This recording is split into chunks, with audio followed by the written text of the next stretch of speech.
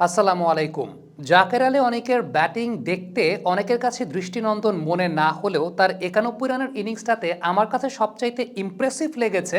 তিনি proper টেকনিকে bat করার চেষ্টা করেছেন বেশিরভাগ সময়ই, এবং সেই প্রপার টেকনিকের জায়গাটা আমি বলবো তার সামনের পায়ের টো পজিশনটা স্ট্রেট রাখার বিষয়টা। আমরা গেল কয়েকদিন ধরেই অনফিল্ডের পর্দায় বাংলাদেশি ব্যাটারদের যে কমন প্রবলেম সেটা হচ্ছে টো পজিশনটা পয়েন্ট বা কাভার বরাবর চলে যায় অ্যাক্রস দ্য উইকেট খেলার সময়। এই পয়েন্টটা নিয়ে কথা বলে আসছি।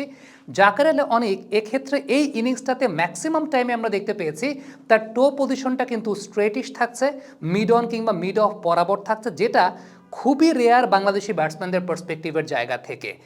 পর্দায় ঠিক এই মুহূর্তে আপনারা দেখতে পাচ্ছেন যে জাকের আলী অনেক যখন শট খেলছেন, ম্যাক্সিমাম ক্ষেত্রে, আমি বলবো না যে সব ক্ষেত্রে, কিন্তু ম্যাক্সিমাম ক্ষেত্রেই তার টো পজিশনটা কিন্তু স্ট্রেটিশ থাকছে, মিড অন কিংবা মিড অফ বরাবর থাকছে, এবং আপনি অ্যাক্রস দ্য উইকেট যাওয়ার পর আপনার হেড পজিশনটা কিন্তু স্টেবল থাকবে যদি আপনার টো পজিশনটা এমন থাকে। আমরা গেল কয়েকদিন ধরে দেখাচ্ছিলাম, সাপোজ আমরা মাহমুদুল হাসান জয়ের একটা এক্সাম্পল যদি দেই, তার ক্ষেত্রে যে বিষয়টা দেখা যাচ্ছে যে ম্যাক্সিমাম ক্ষেত্রেই তার হেড পজিশনটা ফল করে যাচ্ছে বিকজ অফ তার টো পজিশনটা থাকছে পয়েন্ট কিংবা কাভার বরাবর, এবং সেটা ম্যাক্সিমাম ক্ষেত্রেই না, অলমোস্ট 99 বা 100% ক্ষেত্রে। দুজনের মধ্যে একটু যদি কম্পেয়ার করে দেখেন তাহলে জাকের আলী অনেকের এই পার্টিকুলার ইনিংসটা, যেখানে ৯১ রানের ইনিংস খেলেছেন, এই জায়গাটাতে জাকের আলী অনেক তার টো পজিশনটা যেরকমভাবে রেখেছেন ম্যাক্সিমাম ক্ষেত্রে, এবং সেই সঙ্গে মাহমুদুল হাসান জয়ের টো পজিশনের জায়গাটা, একদম ডিফারেন্সটা আপনি বুঝতে পারবেন যে একটা পয়েন্ট কিংবা কাভার বরাবর, আর জাকের আলীর ক্ষেত্রে সেটা মিড অন কিংবা মিড অফ বরাবর।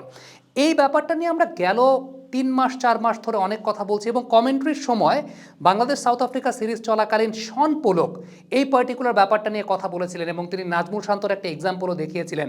সেই জায়গাটা আরও বেশি মনে হয় জাস্টিফাই হলো আপনি যখন অনেকের ক্ষেত্রে এই বিষয়টা দেখছেন। হ্যাঁ, আবারও বলছি, অনেকের কাছে মনে হতে পারে যে জাকের আলীর টেকনিক তো দেখতে তো ভালো লাগছে না। এখন দেখতে ভালো না লাগা আর প্রপার টেকনিকে ব্যাটিং করা দুটো কিন্তু দুই জিনিস। এখন দেখতে ভালো তো ধরেন লাসিথ মালিঙ্গার অ্যাকশনটাও দেখতে ভালো লাগে না, কিন্তু সেটা প্রপার টেকনিক অনুযায়ী, প্রপার বায়োমেকানিক্স অনুযায়ী আছে কিনা, সেটা একটা গুরুত্বপূর্ণ বিষয়। আবারও বলছি, আমি বলবো না যে জাকের প্রত্যেকটা ক্ষেত্রেই এইভাবে ব্যাটিং করেছেন, কিন্তু অলমোস্ট 80 to 85% ক্ষেত্রে জাকের ওইভাবে ব্যাটিং করেছেন, এবং যে জায়গাটি ইমপ্রেসিভ ছিল। আরেকটা খুব গুরুত্বপূর্ণ বিষয় বলবো, সেটা হচ্ছে অ্যাপ্রোচের জায়গাটা।